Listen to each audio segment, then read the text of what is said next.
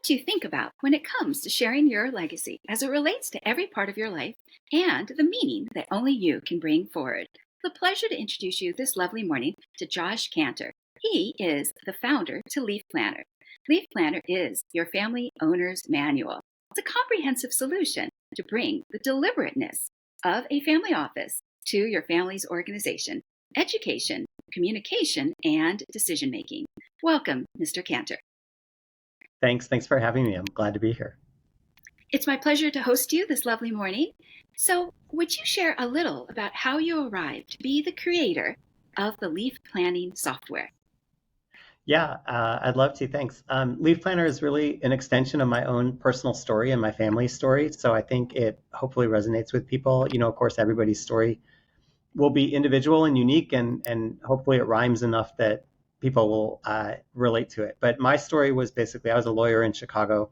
My dad had been a very, very successful, world-renowned tax lawyer, kind of turned venture capitalist. And he got sick in 2000. And when he got sick, as is typical of any significant family and having a family with a patriarch or matriarch who has a consequential role in the family, we all of a sudden were staring at this future that didn't include our patriarch and our dad. And so I stepped in to help my family navigate through all the things that we thought we were going to have to navigate through. We had a really complicated enterprise structure. We had years and years of tax litigation going on because of who my dad had been. We had three generations of the family. My mom was still alive, and three branches of the family. I have two siblings. And it was just complicated. And I stepped in and I had 18 months to work with my dad before he ultimately passed away. And what I realized when he passed away in October of 2001 was that there was still a crazy amount of stuff I didn't know. And here I was, a trained lawyer. I had 18 months with him. And how could I not know the answer to these questions when the lawyers or family or whoever it was started, or our partners, whatever it was, started asking me questions? And so that really gave rise to this idea 22 years ago to say, hey, we need literally an owner's manual. How do you make this thing run? What are all the pieces to the family enterprise, and how do you really understand it? How do you look at it? And frankly, if something happened to me, even though there's a lot of smart people in the family, how do you replace me? And so the owner's manual was something that we started putting together 22 years ago, and then about 2.5 years ago turned into Leaf Planner, and basically as a way of saying, how do we help other families? Because every family goes through this. Every family has complexity. It doesn't have to be like crazy family office complexity, but it can just be two people together in a life, and life is complicated. And so we really wanted to bring this kind of solution to as many people as we could, and that's Leaf Planner. Yes. Yes, I know in your scenario, in previous podcasts, you had talked about 750 tax returns a year and so forth. But like you had mentioned, there's the business aspect, but there's also this idea that with family, there comes roots. And those roots are really important if somebody can know their history.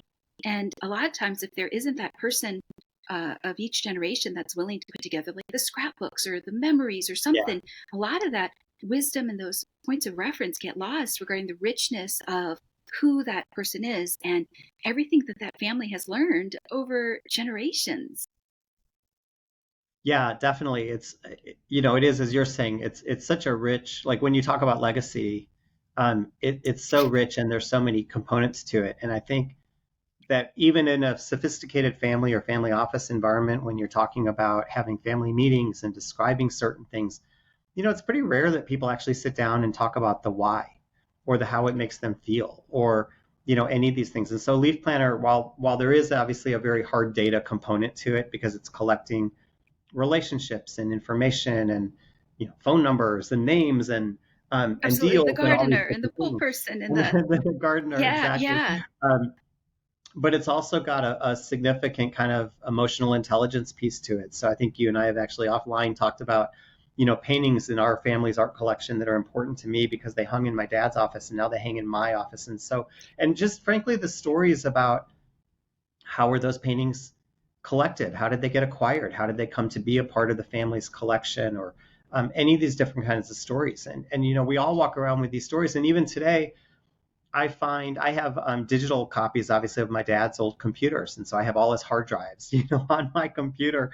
And every now and then I'll search for a word and I'll be like, oh, so that's the story about how you got involved in this company or that deal or something. And so, sharing those that colorful history, and everybody's of course is going to be different, right? But everybody's got that history, and that's part of your legacy. And if you're trying to capture it and share it, there's it's either all over the place, or like on my dad's hard drive, nobody else would know to even look for it. Or we come up with a central solution. And again, that's hopefully what we're trying to do with Leaf Planner. Yeah, absolutely. I think one of the things you just spoke into is this idea even about identity. Why did uh, your parents like that painting? What did it mean to them? And I think that's where the depth comes in. And especially when we think of the next generation or the rising generation today, I think the meaning is so important because roots are significant. If not, it's Yeah. it's like what direction's the wind going to blow today with the TikTok video? It's got to be deeper and more profound than that. Uh, Yeah. yeah, in terms of when I think about this, having that strong, deep-rooted identity, because when the wind blows, and it's not just the wind, it's also when the storms come. But we won't talk necessarily about the storms at this point of the conversation. But a couple of things I thought was humorous was you took your father's estate planning class in law school. I did. I don't recommend to people that they do that. And it was actually, so I went to University of Chicago for law school, and he taught there, and he had actually gone there in the 50s. Um, and so we even had my original tax professor was my dad's mentor at university. So it was a little crazy, but I did take his class, and everybody, and unfortunately it was an estate planning seminar. So it was like, I don't remember how many of us were in the class, but it was under 10 people in the class. And everybody in the class, like, because we were all friends, this is third year law school, and everybody would joke with me like, wait, isn't your dad going to know your handwriting on the, when you had to still do a blue book for your exams? And I was like, oh, you clearly don't know my dad. No, he will not know my handwriting. But I got a B. So, okay. Yes. Well, I think it's wonderful. And I will put you on the spot before I move on to the next question, which is you had shared a PDF about the arena that your dad wrote, and it was just such a touching letter. I thought it was so profound and full of wisdom. And I don't know if I'm supposed to bring that up or not, but and I won't read it, but I thought it was so realistic of a parent sharing their wisdom of what they learned in real life. And because how it truly is, not the theoretical, not the Yeah. idealistic Yeah. stuff, but the realistic. Do you want to say any words about that, or Um, what the I letter meant think to I think you? one of the things that I really took from my father, and I became obviously a lawyer, although I was a corporate and securities lawyer, and he had been a tax lawyer. But because the families that he worked with across the country and to some extent across the world were these really iconic families of that era from the 60s, 70s, kind of into the early 80s, families of wealth, multi-generational, important family businesses.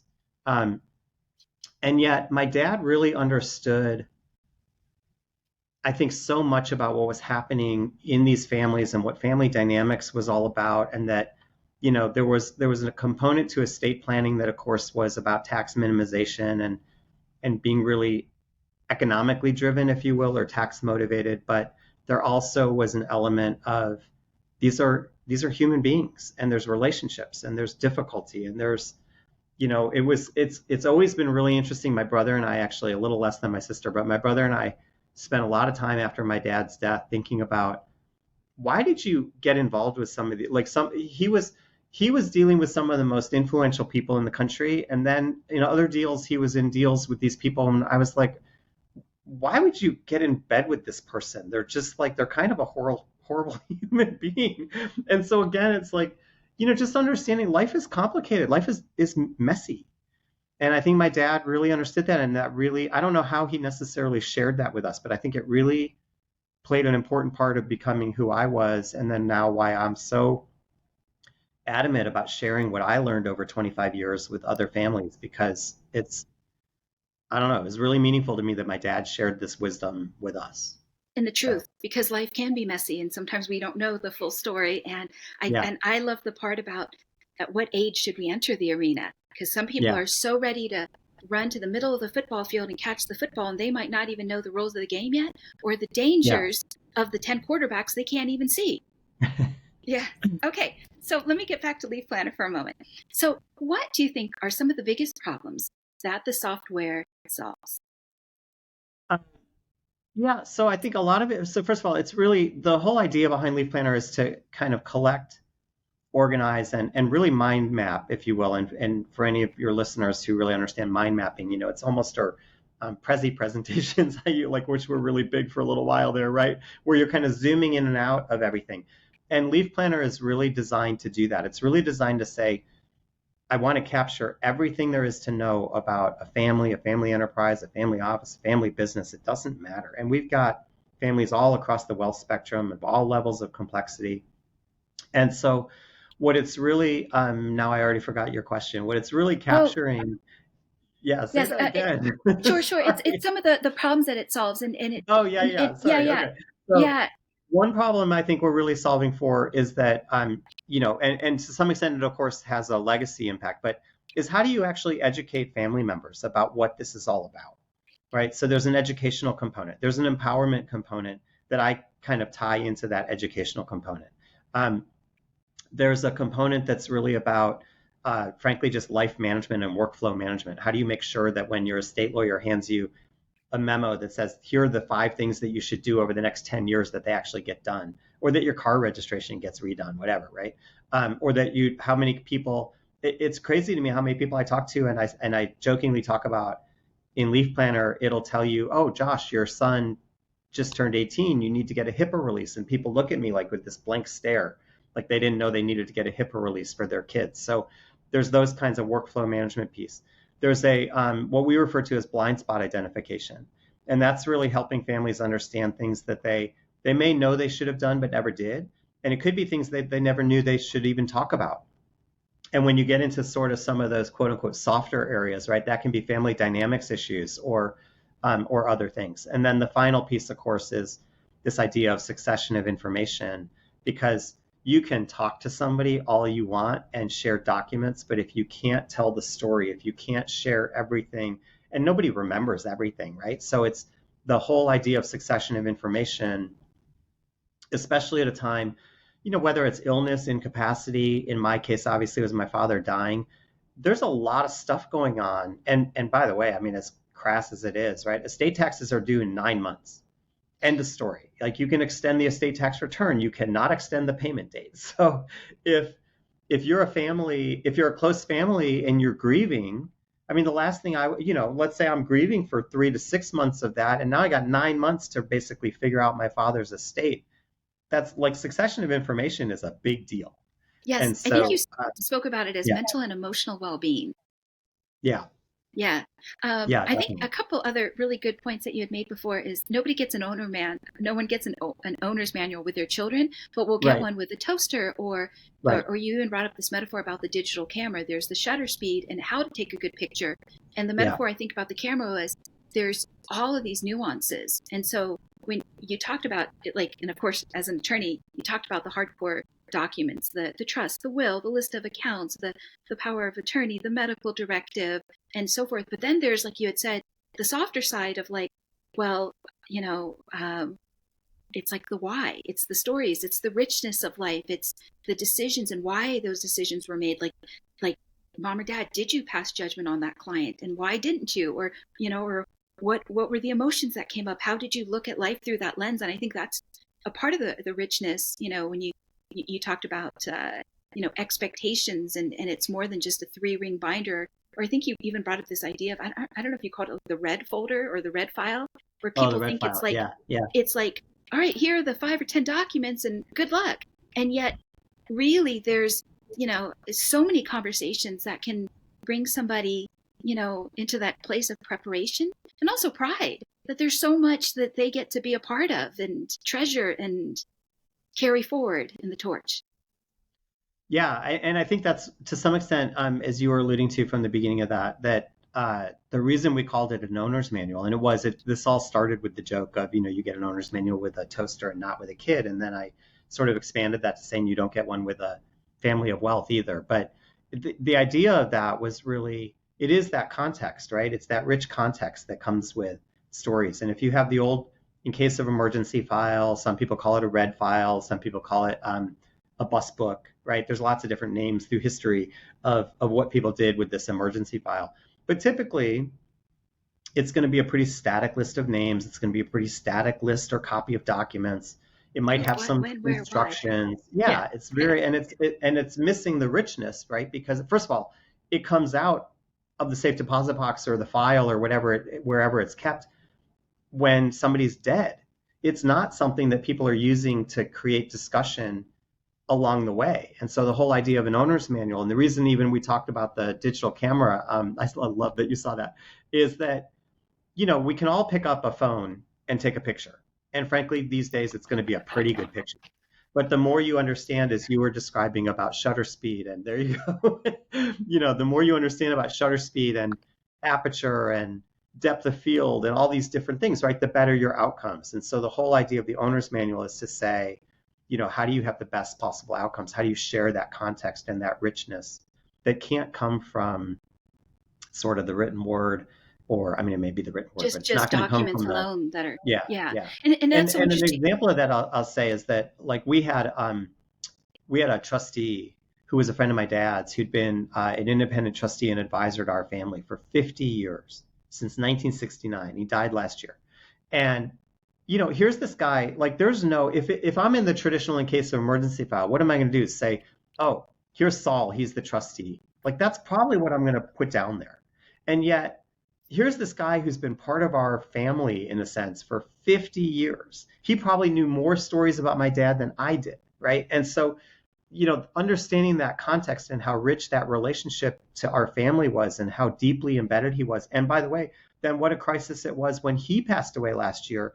And how do I open the owner's manual and say, oh, look at the index, and Saul's on page 6 and 12 and 15 and 22, and like, he's all over the place. And so, yeah, this whole idea of context and sharing that richness is a big piece of what the whole owner's manual is about. Yeah. How would Saul have handled it? How Yeah, would he have looked yeah, at it? yeah, What would have been his process? yeah, Yes. I think another thing, if I go on, before I go on to the next question, is you talked about this idea of, letters of wishes and setting the time aside to write, what do you wish for the next generation, or for family members, or for clients or friends and the people in your life? Like, taking the time to have yeah, that be a part of the conversation right next to the bank statements. yeah, yeah, yeah. And again, I'd say, it's really interesting because not that many people do it. There's obviously been a lot more talk over the last 30 years about ethical wills and things like that, so that people are getting better about sharing emotions and sharing, what this is all about. And I would say, look, the good news is, over the last 25, 30 years that I've been in this part of the industry has made huge strides in moving from the, I mean, I don't mean to be sexist about it, but right, the 90-year-old secretive patriarch who says, my kids will learn about it when I'm dead, to now a much more transparent, much more open, much more partnership related kind of evolution as you bring kids into the family and things like that. But how you share that is, again, it's really difficult. And so we really focus on things like a letter of wishes or a charitable letter of wishes, or storytelling becomes really important to sit next to those things. So I have a very close friend, or had, who a little over just a year ago suddenly dropped dead. Went to Lollapalooza over the weekend with I think it was his nephew, and didn't show up to work on Monday morning, and they found him in his apartment, and he had dropped dead. 60, I think 60, maybe even younger than 60. And it, frankly, even for me, was the first time that I said, oh, wait, I should do some kind of charitable letter of wishes to say to my family, like, look, you guys decide. This is not binding on anybody, but if you can afford to help the organizations that have been important to me, then here's my list, and I'll update this list from year to year, or whatever it is. And then even the storytelling, I, of course, given my age, I have a whole collection of vinyl albums, right, from college and high school and everything else.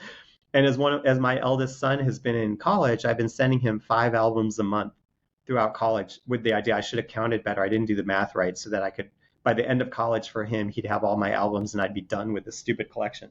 But I went to That's so his, nice. it's Yeah. really been fun. It's really, really been fun. Although I feel really badly because now I don't have any of them for my younger son. So oops. But You'll have something else. You'll have something else. You'll have I'll your put in something else. law books. So I went to my older son.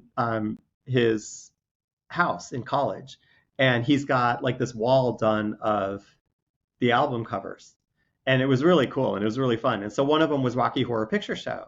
And all of a sudden it occurred to me to say to him, like, do you know the story about Grandpa Bert, my dad, and Rocky Horror Picture Show? And do you know this whole story? And he's like, no, I didn't know there was a story. You just sent me this album. So again, it's like, how do you share all of this? There's so much richness in every family environment. And for me, it was that, or I had a friend recently who was going, he like back in Chicago, I'm from Chicago originally, and he said, oh, we're going to Second City. And I was like, oh, do you know the story about my dad in Second City? So it's just, kind of capturing this stuff in a way that it lives on. And it's all part of the family legacy. It is. I just want to share one thought before I Yeah. go on to the next question. I think for individuals that come from old money, I think that it brings so much. I know I used the word meaning before, but it fills in like those spaces of emptiness, because if it's just all work and there's no legacy outside of the work, that's a bit empty.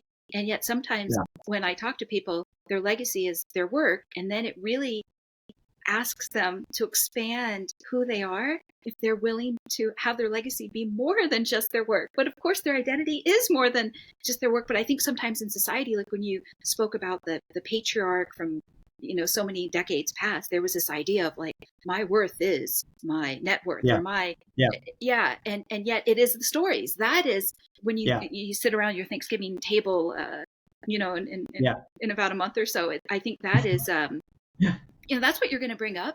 I was with my dad and we were in Chicago and we went to this restaurant, and now your children and their children, when they walk by that same restaurant or location, it brings like this sense of not just nostalgia, but it's like it's that connection and bond that is so needed.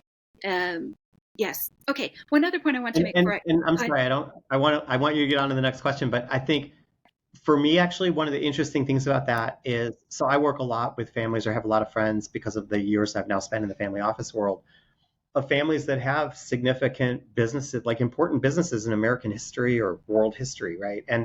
And so a lot of times that connection is to something, like there's actually something physical to touch and feel. And I've got one friend who's probably fourth generation of a oil and gas and ranching family. And so there's still like all these ranches are still in the family. And so, the kids, when they're young, they get to go to the ranch and feel grandpa's soil and like all this other stuff. Well, look, my dad was a tax lawyer. What am I going to do? Gather everybody around a trust agreement and say, hey, touch this trust agreement. It's really interesting. So the stories become that much more important, because those to us, right? We don't have that. There's no product. I guess there is, again. But it's a service. Right? It's a service. But there's not a product to touch or a piece of land. So I think those stories, to me, for our family, that's like actually, it's so great to sit around and tell these stories, and that one sibling remembers this one and one sibling remembers that one, or, anyway, it's great. It's fun. Yes. Thank you for speaking into that. And then I will also make a plug for how Leaf Planner could be great for new entrepreneurs these days, as 2/3 of today's affluent are self-made. Their parents may have never had these types of conversations at the dining room table or the kitchen table, because it was all about survival mode. But now they've just sold their company, it went IPO, or their cryptocurrency is doing well, whatever the scenario is. And now for the first time, they can think about, gosh, if I could be the pioneer and set this up right for my children.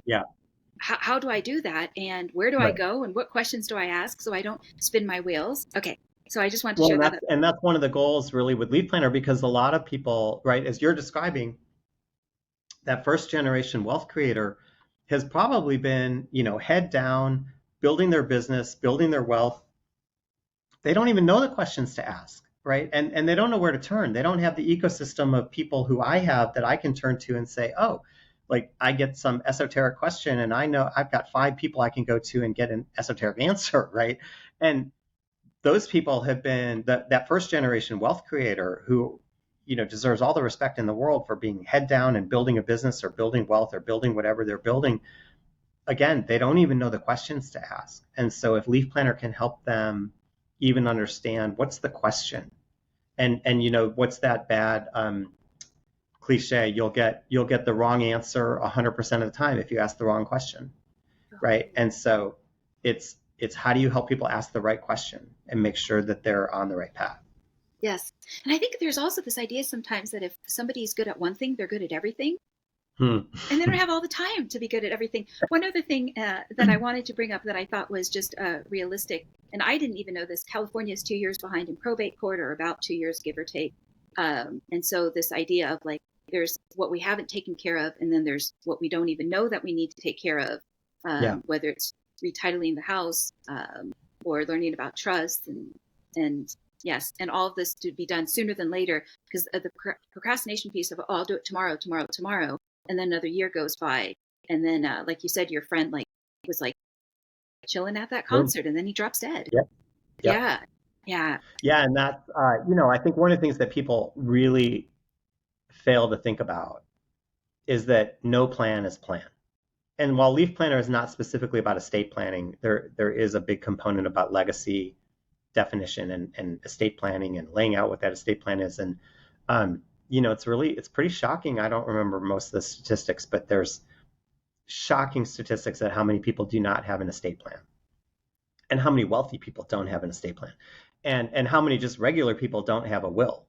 And to your point, it's either, by the way, I'll get to it, and then you don't get to it, or to some extent, more importantly, people aren't realizing if you don't have a will, guess what? You do have a will. It's just that the state wrote it for you.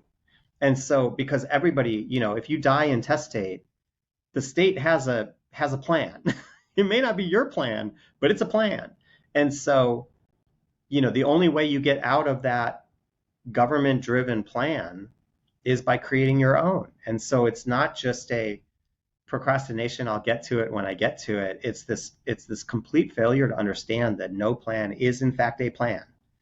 It's just not the one that you're going to want. Yes. So I had mentioned the 4 documents before, and I'm going to repeat them again because somebody might still be hearing this for the first time, even if they're busy and successful. The will, the power of attorney, the trust documents, whether it's revocable or irrevocable trust, etc. The medical directive. And I wondered, what other areas have you come across when a family identifies, aggregates, and communicates? Does Leaf Planner get to cover?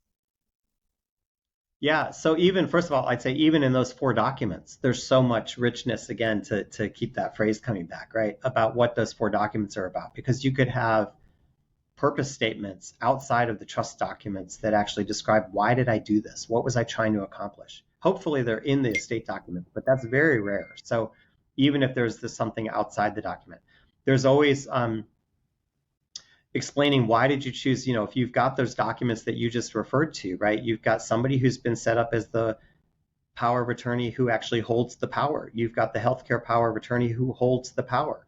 You've got the trustee who holds the power. Have you explained to your family why you made those decisions? And so that's, again, part of, even within those 4 documents, that's part of what we're trying to make sure people think about. Sometimes, maybe my dad chose me as the executor because I was a lawyer, and my sister, the healthcare power of attorney holder, because she has more heart than I do. I mean, whatever it is, right? Or you're a That painter. you're explaining why are you doing this? Because the things that throw families into chaos, right, is later my siblings saying, well, why did you get chosen, right? Or whatever it is. And it doesn't have to be about money. Yeah. So anyway, so there's that piece. Then I think there's within the context of Leaf Planner, I mean, it's just so broad. It's, what's your insurance planning look like? Why did you do it? What do you have collections? Again, I talked a lot about our art collection, but for us, it's everything from, what are the stories behind how it was collected? Obviously, on the hard data side, again, where are those basis records? Because you're going to have to prove what your cost was of those paintings. How did you get them? Maybe it's going to be, how would you sell them? I talk a lot about us being really smart buy-side art buyers, but we're not good sell-side because we don't sell. So we're not good sell-side, but there's a whole separate market to selling that's different than buying. How do you know those experts, right? And so there's so much stuff behind every little thing that's what Leaf Planner is really designed to find every area of your life. Again, you said it at the beginning of our conversation. For me, one of the things is my parents' house in suburban Chicago was tied up in that tax litigation for 5 years after my mom died. We had to maintain that house for 5 years. We could not sell it. And so it was, as silly as it is, it's, who's the landscaper, right? How do you get things done in this house? Where are the utility accounts? Like, all this stuff And again, it just goes back to life is so much more complicated than people give it credit. I mean, look, this is a first world problem. Happy to acknowledge that. But life is so much more complicated than people give it credit. And whether it's a couple, partners, maybe a single parent who's got kids, like think of what runs around in your head, your partner's head, your kids' heads, your executive assistant's head, your whoever it is, right? I mean, obviously across the wealth spectrum, it's going to be different people, but there's just a crazy amount of information and complexity in our lives. Yes. I think you called, when you just referred to the art knowledge a moment ago, I think you talked about like the purse of knowledge metaphor. And I thought that was very interesting, as well as I think what you were talking about a moment ago is removing as much of the friction as possible regarding the barriers of entry so somebody can do this sooner than later and not think that, oh, it's just a death product, or now Josh is asking me to think about my mortality and I've been avoiding that. Instead, Right. It's really, what is it that you get to pass on? Because either you take control and be intentional about it, or someone else is going to be writing that narrative and script, and you might not like what they write. Yeah. Yeah. Okay. Yeah, and I think there's the hard element again of that of like, look, if you don't, I don't know what the right metric is, and as a lawyer, like I can't exaggerate and make stuff up. It just doesn't go well with me. But if it would take me 10 hours to lay this all out, it's going to take my kids 100 hours, right? I mean, if I don't give them the roadmap, I don't know what the multiple is, but it's a big multiple. And I look at my dad and I say, look, I was wildly well prepared, and I've spent 20 years doing this. And I got to believe, as much as I love my father and my mother to death, that if they were sitting down, looking down somewhere and saying, is this what we wanted for Josh, is to spend 20 years of his life having to deal with this? Now, granted, look, it led to the creation of Leaf Planner, and I'm super excited, and I love it, and I love my career. But I can't believe that's actually what they wanted for me, right? And so so there's that element to it. Of how much you're leaving for somebody else to do. And as you're saying, it's not, at least the way we design Leaf Planner, it's the death product side of it is like, yes, that's the end result, but that is not, it's designed to help you talk to your kids today, or your spouse or your partner today. It's designed to help you capture those stories today that you want to share that legacy, right? And it's not at all just about making death easier. And look, I get it. Nobody wants to talk about their death. I mean, it's horribly unfun. It's not what we, and it's probably, that's most of why people put off even doing the 4 basic documents that you were talking about, right? Nobody wants to do their will because it's talking about death. Yeah. And so that's no fun. Yeah. What I like about what you just said is it's not only that there could be information that falls through the cracks, it's that you don't want the people to fall through the cracks. In other words, so it's like the state doesn't take half, or someone else doesn't, have some type of unforeseen tragedy. Whereas, again, people can easily fall through the cracks. I mean, I'll even go slightly dark one moment, but even with like the drugs and the alcohol today, and if there's a next gen or rising gen member and they accidentally slip into that bear trap, this is where you can't let them fall through. And if they can be reminded of their identity, that can be the anchor to pull them back from a world of emptiness if they should fall through that. Another point on a lighter note that you made one time that I thought was very good is, imagine if you went into a room with your extended family or immediate family, and could you all get into each other's cell phones and laptops if you needed to? And again, that's something that we take for granted, that it's so important if something did happen, and yet, well, I don't know what it is. Yeah. I have a colleague I just got off the phone with this morning before you and I got on to do this. And he said he lives in 3 different places across the country. His daughter was going somewhere. Her cell phone got stolen. And like any young adult these days, right, she's got that little pocket thing on the back of her cell phone with her credit card and her license in it. And she's trying to get on an airplane. And he can't send her a copy of her license, a copy of her passport, a copy of her credit card, a copy of anything, because he doesn't have them wherever he is at one of his 3 places, right? And so, yes, I mean, it's just, it just goes to the level of how complicated life can be. And if you have this stuff organized at your fingertips and organized, it's, and look, I love my kids so much. I can't even tell you, but I mean, how many times am I really supposed to send their insurance card to them because they can't figure out that somewhere in my text chain with them is a copy of their insurance card? It's nuts, but Yeah, it's everything we take for granted. And if that person does Yeah, become MIA for whatever reason. And I yeah. just was thinking about something. Tony Robbins once said that he credited a big part of his practical success the fact that he hired a professional organizer once a week to come in and get it all organized. Oh, And that's great. yeah, and before Kim Kardashian was famous, she was a professional organizer in Los Angeles. Well, there you So go. See, here's what I need is Leaf Planner, Tony Robbins, and Kim Kardashian all in the same sentence. yes, yes. Well, yeah. I thought that was interesting because I think That's there is awesome. something about if you can get your life and your office and your legacy organized, that momentum that's behind you, it's like you cut the the sandbags of like if I think about a metaphor of like a hot air balloon, it's like for us to move forward, let's just get this squared away. Okay, so that's wonderful, and I just wanted also to bring up one other point. I just had it right here. Oh, it's why did, let's say, like when it comes to, let's say, a family business context or family office, etc., there's a business. Why did you trust that partner, or why did you not trust that partner? And to be able to speak into when you're going to select, let's say, the 5 closest people you surround yourself with. What went into that decision making process? What did you look for? What did you not look for? What did you look Yeah. past?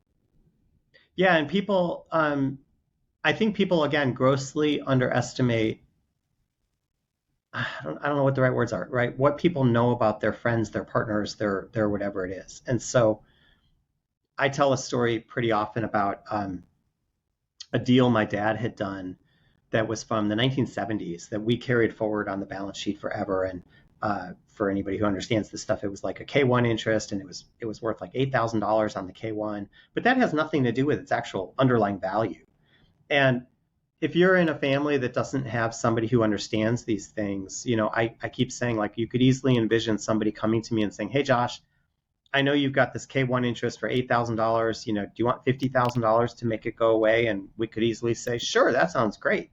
Well, it turned out that was worth $1.5 million by the time it was sold. It was like, oh my God. So there's that kind of context. Again, there's the What are who do the you trust, who do you not trust, right? yeah, Who and really to some extent it's who are the people who only you know and only you would know how to activate. And what I mean by that is, so I've got a very, very close friend who is a friend of mine from law school, who is probably now the number 2 or number 3 guy at the bank he works at, which happens to be the bank where we bank. Nobody in my family knows him. We don't work with him. He's not a part of our business enterprise at all. But he's in my Leaf plan to say, hey, by the way, if you have a crisis at this institution, the number 2 guy is my good friend. You should pick up the phone and call him, because only I would know to call him because we don't work with him. So it's those kinds of things, right? How do you capture those relationships? And that's really, again, people don't think about doing that. yes.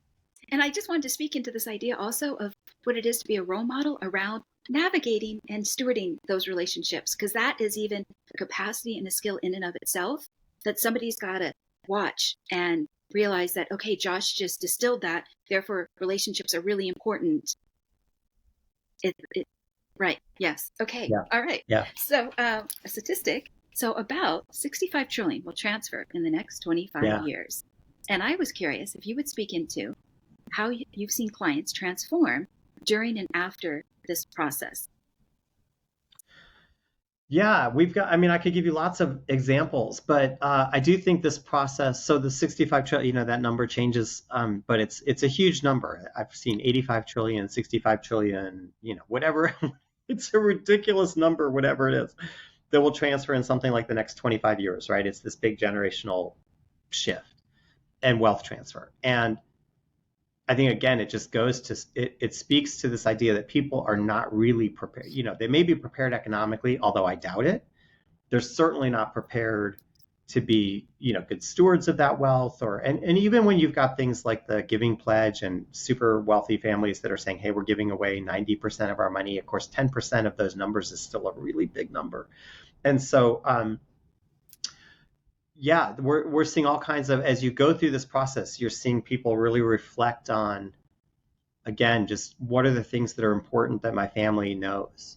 That could be these things, these relationships that we're talking about. It could be the stories behind how things came to be. It could be the stories of how, often, especially in families of wealth, kids often think, mom and dad's life was an easy straight line from bottom left to top right, and it just went like this. And don't know that there's like ups and downs in that whole story, and that everybody goes through ups and downs, and whether that's the marriage or whether that's the business, whatever it is. I had a family I was working with, and they described the situation where the dad um, borrowed $100,000, it's like 40 years ago, to start his business. And all of a sudden, as he was doing the timeline, the kids realized, wait a second, you guys had an infant and mom was pregnant with the second child, and that's when you chose to take this risk and borrow 100,000, right? And so that story is important. So again, it's that I have a good friend who he's very into horses, and so he had planned to leave a horse to his granddaughter, I think it was, can't remember. And by going through this process, it actually, I'm not sure I can really draw the direct connection, but it changed his view, and he decided to leave the horse to an institution that would work with kids and help and use the horse in a really beneficial way that would help more than one person, and realized that it wasn't the best use of his philanthropic desires to have the outcome be that the horse went to his granddaughter. So I mean, anyway, I can't describe the emotion behind why people, but the process puts people through such a thoughtful Probably increases process. their I have awareness. another friend, we have another client who said, I bought my husband a $50 coffee card, which when she's saying this, I'm like, why would you buy your husband a $50 coffee card? And she says, so that we would go out every Sunday morning and get coffee and talk about the questions that Leaf Planner puts on the table. And I was like, oh my God, I love that. I love that it's caused them to take such a deliberate approach to saying, we're going to go talk about these things. And that's really cool. It's really satisfying. Yeah. One of the things you said in a prior podcast was about don't think of it as a burden, but rather an opportunity for engagement, conversation, and education. Yes. Yeah. And it's interesting because with relationships, there's, let's say, I'm just going to make this up, so I'm just going to put you on the spot. Let's say there's you, there's me, and then there's this third element called the relationship. And like when you had referred to, they got the coffee card and they went once a week, they're building that third component. So it's not just the invisible pink elephant in the room. They're nurturing it, and they're like we had mentioned before, either somebody can be intentional about it and have that blossom into something that is, just well designed, or it can just be like, and they take it for granted. And then one day, they think it's the coulda, shoulda, wouldas. And that's unfortunate because there's so much treasure in all of us that can be distilled. So I know that I have you just for a limited amount of time. So let me bring up the fact, let me acknowledge your father did great preparations along with your mother in his lifetime. But what does the word legacy mean to you personally? And what would you like your holistic legacy to be? Really? Wow. Interesting. For me, I'd say it is interesting because I do think a lot of families, the legacy, of course, is like this business or something that they created or some impact they had on society or whatever. I think that my dad, again, most brilliant person I've ever met to this day, 20 plus years after his death. I think, his legacy, if I had to say, in that sense, of course, there's the business legacy of helping people and being this brilliant tax lawyer and changing the law and doing all these cool things and indirectly creating a career apparently for me. So, but I think when I look at it, because of that, like to me, and especially with Leaf Planner, it's an extension of what I went through because of my father. And so, I mean, I know nobody listening to this, will know me well enough to know that there's truth to this, right? But do I want to make money with Leaf Planner? Of course, but I want to help as many people as we can help. Like, I really think this is about helping families share that legacy, making their life better. And so for me, that's really important. And frankly, for me, the biggest legacy and the thing I hope my kids see me do is leave this earth having been a better place than when I came into it and contributing to it. And that's, I mean, but that, frankly, I have the good fortune to have those kind of aspirational goals because my parents were successful and gave us the opportunity to pursue what we wanted to pursue. And so for me, that's just super important. That's a lovely answer. So he Thank you. built it and got to set you up in the right way. And it's almost like you can follow in his wake, but add your own creative nuances to Yeah, it. And absolutely, it's so important because you've walked through this path and you know the value of that wisdom. And again, I'm just going to use the metaphor of like, don't let it fall through the cracks. Like, just don't let it just be washed yeah, away. Yeah. yeah. Yes. Okay. Very nice. What would you say your top 3 or 4 values are? And if there's a guiding principle in that mix as well? Wow. I it's funny. I think about how to measure. Obviously, I'm 61, and my image of how one measures a life obviously has changed from when I was young, and obviously money is always a scorecard, and that was probably a mistake to think that money was the right scorecard. And I had to talk about something a few years ago at a political event that I created an organization in Utah, and I said, I do all this because I want my kids to be proud. And I think that that's my new measure is like, will my kids look back and be proud of who I was and what I did? That's a great That's my guiding principle. So that's it. Oh, that's wonderful. And so I might just guess from top of mind, your top values might be around education. Oh, sorry. Yeah, Yeah, I around mean it's a certainly around multi-pronged question. family and community, Okay, and doing the right thing if that's a value. Like I don't know how to articulate that one. And we've done values exercises and so I should know my values pyramid and I don't. well, that's okay. I'm putting you on the I've spot. But got values also it. change as we change. Like we might let one go Right, as we right, develop and have new right. opportunities. Yeah, yeah. So But education, definitely, family, definitely community. family, community, and for me, community. That can be my local community. That can be the world. Um, just the way I happen to look at it. So Yeah, that's wonderful. I hope that your children will get to hear this podcast one day. hopefully, Yeah, one day. I'll send Okay. it to them. Whether they'll listen is another question. Yeah. Well, I just go back to this idea of roots, and a lot of times when there's so many different influences, sometimes we just want to come back home and know, like, well, what's the truth? Yeah, Like when you talked before about business associates, it's like, well, who was that guy or gal that was the straight shooter that just told you the truth? And maybe that's like for your dad, that was the person that he did yeah, business with, even though it might not have been obvious on paper, because they yeah. were the truth teller. Okay, so if you were to set aside a week or two a month to design a hardcover coffee table book, now that you've got it all organized in Leaf Planner, what images or content might you include to gift that coffee table book to the next generation? Well, first of all, I guess I think I think it's such a great question. I love that question.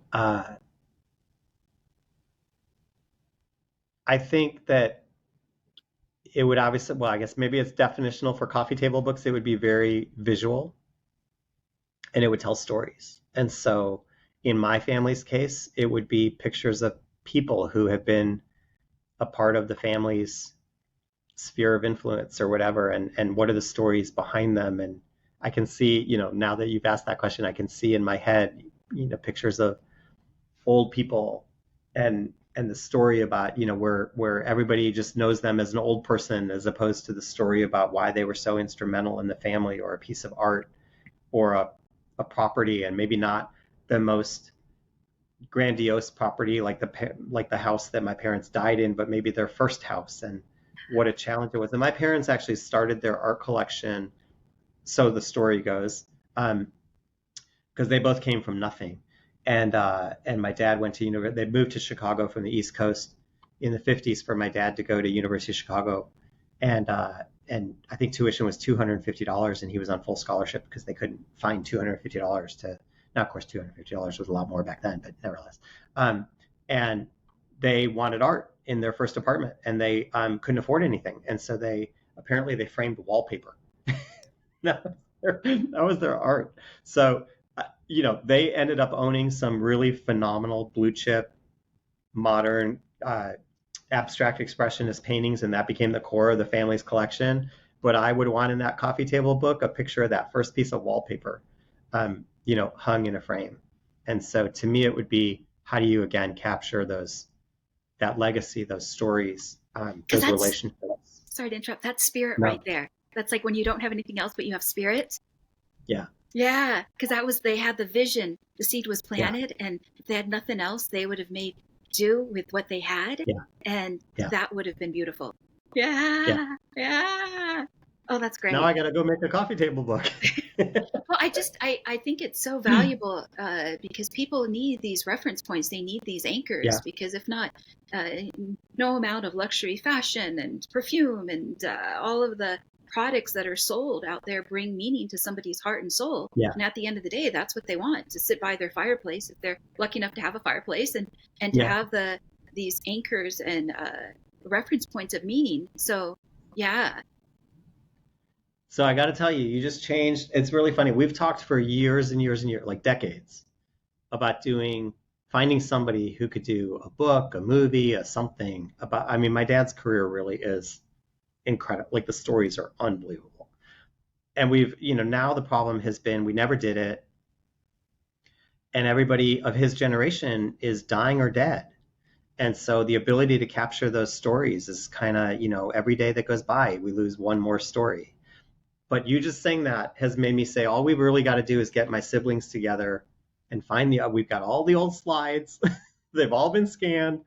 Find the old pictures, tell a story to go with a bunch of them, and make our coffee table book. So thank you. Yay, yay, yay, yay. Any final thoughts or a great website, or if you'd like to name one of the awards that Leaf Planner has won, how would you like to finish up? You know what? I'm having so much fun. I think it's interesting. This is one of these things where I'm saying like all roads led to this, and Leaf Planner is kind of my next chapter, and I'm having a blast. So first of all, thank you for having me on to talk about it. Obviously, our website is at leafplanner.com. I'm really proud of the fact that we've been live for 18 months. We have families across the country. We actually have 2 international clients already. We won an award from the Family Wealth Report. We've had book chapters written in a fabulous book called Wealth of Wisdom, and now a new edition of a book called Family Offices, edited by Barbara Hauser. People are recognizing that what we're doing is different, and it's really needed. And so I really appreciate kind of the recognition of that this was a gap in the industry, and we're trying to help fill that gap. And it's been a blast. Very cool, very cool. Thank you for sharing the website. I'll make sure to also include it in the description along with your bio and so Thank forth. you. So I'm just going to close this out with my paragraph, and I'll say Perfect. thank you ahead of time before I read this, that I think that this is a fantastic idea, and I also appreciate that you've brought your humanity forward, because this is human-centric. There is an aspect about the financial and the legal and the documents, and all of that is needed for survival. But when it comes to the human part of it, I think that it's the knowing that they framed the wallpaper, and that's a part of the journey, and it's a part of the character and the values. And the Yeah. values are what is the glue, the bond that connects the people, even after the checkbook is gone or the portfolio and so forth. Because those things, Yeah. they can come and go. Yes. Well, thank you so much for having me on. Okay. So in closing, I'm Angelina Carleton, the hostess of the Design Your Legacy podcast, as well as the founder of Legacy Planning, a boutique advisory firm based out of Beverly Hills, California, USA, but international in those I consult. I hope to dive deep into subjects that can help a person define, develop, and execute their legacy, and continue to scour the landscape for those who can be great resources to every dimension of your legacy. For many listeners, there can never be enough education and preparation in the moat or moat around your castle. Whether you find yourself with new wealth or generational wealth, may the content on this channel be an anchor in any storms ahead. We do our best to provide original content for your intellectual and emotional curiosity. Thank you for joining us today. If you're listening on Apple iTunes or Spotify, please remember to rate and review. Or if you're watching us on YouTube, please remember to subscribe and share with your friends and family. Thank you so much for joining us this week, and thank you to Mr. Kanter for speaking into your legacy.